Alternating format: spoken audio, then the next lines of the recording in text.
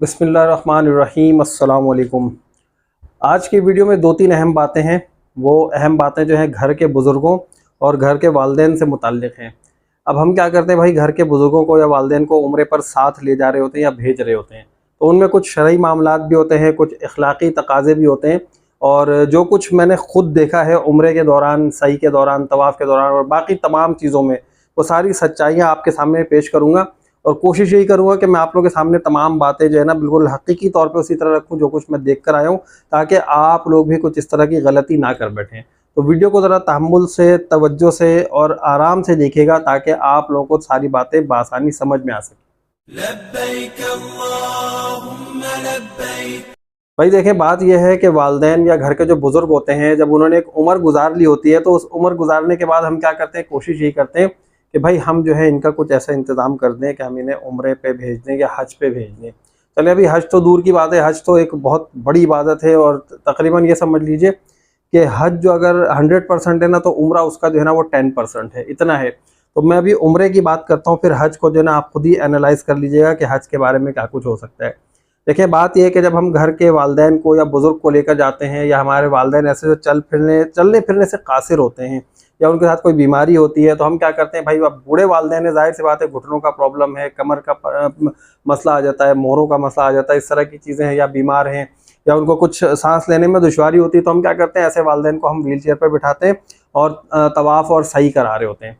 अच्छा, इसमें देखें जो अखलाकियात का तकाज़ा है ना, और जो मतलब हमारे दीन के हिसाब से भी अगर हम बात करें, तो अफ़ज़ल तरीन यही है कि आप ये जितने भी अमाल हैं ना, वो अपने वालिदैन को खुद से कराएं। ठीक है, अगर आप तवाफ़ भी करा रहे हैं, ठीक है, मैं मानता हूँ कि तवाफ़ का एक चक्कर जो है लगभग 1 किलोमीटर बन जाता है, तकरीबन 700-800 मीटर इस तरह के ऊपर से जो हम चक्कर कर रहे होते हैं। लेकिन अगर हम यही खाने काबा के नीचे से एक चक्कर लगाएंगे, तो तकरीबन जो है 80 गज से 100 गज के दरमियान में जो है हम एक चक्कर मुकम्मल करते हैं। तवाफ़ का एक चक्कर, पहला चक्कर मैं उसकी बात कर रहा हूँ। तो अब इसी तरह जब हम ऊपर से वालिदैन को तवाफ़ करा रहे होते हैं, तो इतने लंबे लंबे चक्कर होते हैं, तो हम क्या करते हैं, हम कोशिश यही करते हैं कि वहाँ पे हमें जो दिहाड़ी वाले अपने पाकिस्तानी भाई नज़र आते हैं ना, हम फ़ौरन से उनसे जो है ना 100, 50, 200, 150 रियाल में बातचीत करते हैं कि भाई आपने जो है उम्रा भी कराना है पूरा मुकम्मल, और उसके बाद जो है ना बाहर, जब मरवा से हम बाहर निकलेंगे तो वहाँ पे आपने मिलना है, हम आपको वहीं पर पेमेंट कर देंगे। चलो, इतनी बात हो जाती है। अब आप क्या करते हैं, उनके हवाले कर देते हैं और आप खुद जो है ना नीचे जाकर तवाफ़ कर रहे होते हैं, फिर सही भी कर रहे होते हैं। ये सारे मामलात होते हैं।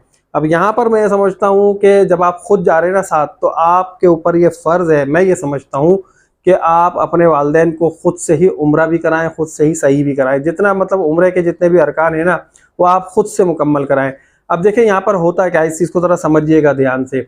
हम जब खुद करा रहे होंगे ना, तो हम वालिदैन को जहाँ जहाँ पर जो जो दुआएं पढ़नी है, जो कुछ कहना है, जो कुछ मांगना है, जिस जिस तरह से सारी चीज़ें होती हैं ना, वो खुद अपने बेहतर तरीके से समझा सकते हैं। लेकिन जिस दिहाड़ी वाले मजदूर को आपने हायर किया होता है ना, खास तौर पर मैं उस दिहाड़ी वाले मजदूर की बात कर रहा हूँ जो यहाँ पर हमारे ढोंगिए होते हैं ना, ढोंगिए मैं कह रहा हूँ, ज़रा इस लफ्ज़ पे गौर कीजिएगा, जो यहाँ से जाते हैं 2-3 महीने के वीज़ा पे और वहाँ दिहाड़ियाँ लगा रहे होते हैं। तो ये जो दिहाड़ी वाले होते हैं ना, बड़े ख़तरनाक होते हैं। इन्हें कुछ पता वता होता नहीं है, ना इल्म का पता, ना कुछ, ना उम्रे के बारे में सही से पता। वो क्या करते हैं, वो सिर्फ अपनी दिहाड़ी पूरी करने के चक्कर में जल्दी जल्दी भाग भाग कर 7 चक्कर करा देते हैं। उसके बाद सही में जाते हैं, सफ़ा मरवा के चक्कर लगाए। भाई मरवा पहाड़ी के बाहर जो है ना, फिर वो गेट से निकल के इंतजार करते हैं कि आप कब आए, 150-200 रियाल होने दें, और फिर वो जाकर जो है अपना दूसरा क्लाइंट पकड़े। तो यहाँ पर देखिए, सबसे बड़ी गलती आपकी क्या होती है, आप ये सोचते हैं कि भाई अगर मैं वालिदैन के साथ खुद व्हील चेयर चला के उम्रा करूँगा या करूँगी, तो पता नहीं मेरा उम्रा होगा या नहीं होगा। तो यहाँ पर मैं आपको एक शरई मसला भी बता देता हूँ। देखिए, अखलाकियात का तकाज़ा तो मैंने बता दिया, अब ज़रा शरई मामला भी सुन लीजिएगा। यहाँ पे शरई मामला यह है कि जब आप व्हील चेयर पकड़ के उम्रा करा रहे हैं अपने किसी भी बुज़ुर्ग को या वालिदैन को, तो वहाँ पर वो अपने उम्रे की नियत करेंगे और आप अपने उम्रे की नियत करें। साथ साथ आप भी चलते जाए, वो भी चलते जाए, आप उन्हें चलाते जाए, आपका भी उम्रा उनके साथ साथ अदा हो रहा है। आप ये नहीं समझे कि आप उनकी कार्ट चला रहे हैं, व्हील चेयर चला रहे हैं, तो इसकी वजह से आपका उम्रा नहीं होगा, आपको अलग से उम्रा करना होगा। ऐसा हरगिज़ नहीं है। हमारा दीन इस बात की इजाज़त देता है कि जब आप अपने वालिदैन को उम्रा करा रहे हैं, तो फिर आप खुद से कराएं। भाई जब आप लेकर जा रहे हैं ना, तो ये आपकी जिम्मेदारी है कि ये सारे काम आप खुद कराएंगे। आपको किसी को हायर करने की ज़रूरत ही नहीं है, क्योंकि आप मौजूद है ना। अब आप व्हील चेयर पे कराएं, आप उन्हें गोल्फ कार्ट में कराएं, अपने कंधे पे लेके जाएं, जिस तरह आपने देखा ना, लोग कंधे पे और पीठ पे सवार करके वालिदैन को ले आते हैं। तो अगर आपको कराना है, आप उस तरह कराएं, जैसे भी कराएं, लेकिन ये आपकी जिम्मेदारी के सारा काम आप खुद कराएंगे। अब दूसरा शरई मामला समझ लीजिए। देखें भाई, वैसे तो उम्रे के दौरान जो है कोई ऐसी मखसूस दुआ है नहीं, ठीक है, लेकिन जो कुछ भी पढ़ना पढ़ाना होता है ना, कम से कम जो कुछ आप पढ़ रहे हैं, अपने वालिदैन को आप खुद तो पढ़ा सकते हैं ना, बजाय इसके कि आप किसी दिहाड़ीदार मजदूर को दें और वो यहाँ पर दिहाड़ी लगाए और वालिदैन जो है सिर्फ चक्कर काट के आ जाए। चक्कर काटना भी जो चले ठीक है, तवाफ हो जाता है, लेकिन बात यह है कि उसकी फजीलत से बहुत सारी चीज़ें जो है ना वो महरूम रह जाते हैं हम लोग। अब हमें क्या करना है, जब वालिदैन को लेकर जाना तो वालिदैन को बताएं कि भाई यहाँ पर जो है ना रुकने यमनी है, यहाँ से अब हम ये पढ़ते हैं और यहाँ से जो है अब हजर अस्वद तक जो है ना हमने रब्बना आतिना पढ़ना है। तो वालिदैन पढ़ेंगे ना भाई, सवाब आपको भी मिल रहा है, उन्हें भी मिल रहा है। फिर जब हजर अस्वद के करीब आते हैं तो वो लोग क्या करते हैं, वो देखते हैं भाई ग्रीन लाइट आ गई, फौरन से व्हीलचेयर घुमाते हैं, हजर अस्वद नजर आए ना आए बस कहते हैं भाई सलाम कर लिया, चले भाई हाथ उठाए सलाम करे चले। मैंने बजाते खुद ये ऑब्जर्व किया, एक्सपेरिमेंट किया है। अब वहां से मैं अपनी बात अगर बताऊं तो भाई अल्हम्दुलिल्लाह मैंने जो है ना जितने भी उम्रे किए ना वो सब मैंने ऊपर से ही किए हैं। तवाफ के लिए मैं कभी नीचे अगर चला गया हूँ, अपनी वाइफ के साथ चला गया हूँ, लेकिन मैंने अपनी वालदा को जितने भी उम्रे कराए हैं, जितने भी उम्रे मैंने खुद किए हैं अभी तक, वो मैंने अपनी वालदा के व्हीलचेयर को पकड़ के ही किए और खुद ही कराए हैं। और कभी ये नहीं सोचा कि मेरा उम्रा नहीं होगा या मुझे अलग से उम्रा करना चाहिए या मुझे जो है उम्रे की फजीलत नीचे से ढूंढनी चाहिए। तो भाई बात यह है कि यहाँ पर जब आप उम्रा अपने वालिदैन को कराए ना तो अल्लाह ताला एक तो आपको आपके उम्रे का सवाब अता कर रहा है, फिर दूसरा जो आप अपने वालिदैन की खिदमत कर रहे हैं ना उस खिदमत का भी तो अजर मिल रहा है ना आपको। आप ये सोचें। अच्छा, ये जो दिहाड़ी वाले होते हैं ना, ये फिर आपको आपके वालिदैन को दुआएं भी नहीं पढ़ाते। सफ़ा मरवा के ऊपर जो है ना हमारे नबी ने बड़ी दुआएं मांगी खड़े होके, सफ़ा पहाड़ी पे और मरवा पहाड़ी पे बड़ी लंबी लंबी दुआएं मांगी हैं, हमारे नबी से साबित है। और कहा भी जाता है कि वहाँ पे आप जिस जुबान में जो दुआ मांगना चाहते हैं ना मांगे, वहाँ पर ये दुआएं मांगनी है, मखसूस दुआ नहीं है, बस आप दुआएं मांगे, वहाँ पर ये कहा गया, हमारे नबी से साबित है। अब वो क्या करते हैं, वो सफ़ा पहाड़ी पे जाते हैं, वहाँ पे बस व्हीलचेयर घुमाते हैं, 1-2 सेकंड के लिए रोकते हैं और फौरन से मरवा पहाड़ी पे चले जाते हैं। वहाँ पे व्हीलचेयर 1-2 सेकंड के लिए रोकते हैं, क़िबला रुख करते हैं, चले भाई आप काबा को सलाम करे चले।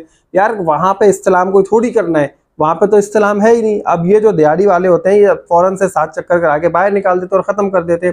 चले ये तो बात हो गई उन लोगों की जो लोग वालिदैन को अपने साथ लेकर जाते हैं। एक वो लोग भी है जो वालिदैन को जो है ना भाई पैसे जमा करके खुद से भेज देते हैं हज पे या उम्रे पे। लेकिन मैंने कहा ना कि मैं उम्रे की बात करूंगा, मैं अभी 10% की बात करूंगा, हज तो 100% है। मैं ये समझता हूँ, मेरी अपनी सोच ये है कि ऐसे लोग जो है ना वालिदैन के साथ बहुत बड़ा जुल्म कर रहे होते हैं, क्योंकि वहां पर जो है ना वालिदैन को कितना चलना है कितना नहीं चलना कुछ नहीं पता। भाई वो लोग ये समझ लें, मेरी बात समझ लें, सुन लें कि वहां पर जो है ना मस्जिद ऐसी नहीं कि जैसे आपके मोहल्ले में मस्जिद होती है कि भाई यहाँ से फौरन आप गेट के अंदर गए, गेट में थोड़ा सा आगे गए, 10-20 कदम चल के वजू खाना आ गया, 10-20 कदम आगे चल के गए मस्जिद के अंदर बैठ गए और बैठ के फिर नमाज पढ़ के यही 20-30 कदम चल के आप निकल के बाहर आ जाए। ऐसा नहीं भाई, वहां पर अंदर ही अंदर आपको कई किलोमीटर चलना पड़ जाता है। बाज़ औक़ात कोई रास्ता बंद हो गया, अब वो जो है ना देखते नहीं, वहाँ पे शुरते हैं या जो भी लोग हैं, जब उन्होंने बंद कर दिया ना रास्ता तो बंद कर दिया। अब आपके बूढ़े वालिदैन कहाँ जाएंगे, ये सोचें, जो बुजुर्ग हैं कहाँ जाएंगे, कैसे जाएंगे, जिन दादा को भेजा है, दादी को भेजा है, नाना नानी को भेजा, भाई ये कहाँ जाएंगे। अब इन्हें तो पूरा चक्कर इधर उधर काटना है, परेशान हो जाते हैं बेचारे। मैंने खुद देखा है कई लोगों को, मैंने खुद जो है ना हाथ पकड़ के पूछा है कि अम्मा जी किधर जाना है बता दें।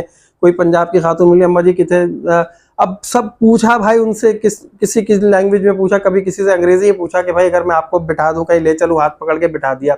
तो मैंने ये देखा कि यार ये जो बूढ़े लोग होते हैं ना बड़े ही मजबूर हो जाते हैं वहां पे जाके, ठीक है। इस वजह से नहीं कि सिर्फ रास्ते बंद है, बहुत सारे और मामला होते हैं। इन्हें जो है तवाफ करने में बड़ी परेशानी हो रही होती है, फिर सफ़ा मरवा की सही करना है, बहुत सारे लोगों को कुछ पता नहीं होता है क्या करना है क्या नहीं करना है।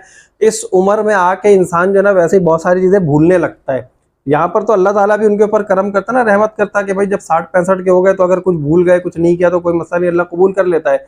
लेकिन यहाँ पर बहुत सारी चीज़ें भूल जाते हैं, रास्ते भूल जाते हैं, भटक जाते हैं। फिर उसके बाद जो ना जगह जगह ऐलानात हो रहे होते हैं, सोशल मीडिया पे डाल रहे होते हैं, जाके नुसुक के दफ्तर में पहुँचते हैं कि भाई ये पासपोर्ट है, ये गुम हो गए, हमारे हस्बैंड है, या वो कहते हैं हमारी वाइफ है, किसी का दिमागी मसला है, किसी का कुछ है। तो भाई ऐसे लोगों के साथ जो है ना आप उन्हें अकेला ना भेजें, यकीन करें बहुत बड़ा जुल्म करेंगे अगर आप अकेले भेजेंगे। उनके साथ आपको खुद जाना बहुत ज़रूरी है। तो मेरी यही दुआ है कि भाई अल्लाह ताला आप सबके मामलात ऐसे बना दे, जितने भी लोग अपने वालिदैन को लेकर उम्रे पे जाना चाहते हैं ना तो वाकई वो लेकर ही जाएं और ख़ुद ही ख्याल रखें। वीडियो अगर आप लोगों को अच्छी लगी और मेरी बात समझ में आई तो भाई लाइक ज़रूर कर दीजिएगा और चैनल को सब्सक्राइब नहीं करें सब्सक्राइब करें। और नेक्स्ट वीडियो तक जो है ना आपने मेरे चैनल के साथ रहना, नेक्स्ट वीडियो बहुत ज़बरदस्त मैं आपके साथ शेयर करूँगा। और फिर मुझे इजाज़त दीजिए भाई, अल्लाह हाफिज़।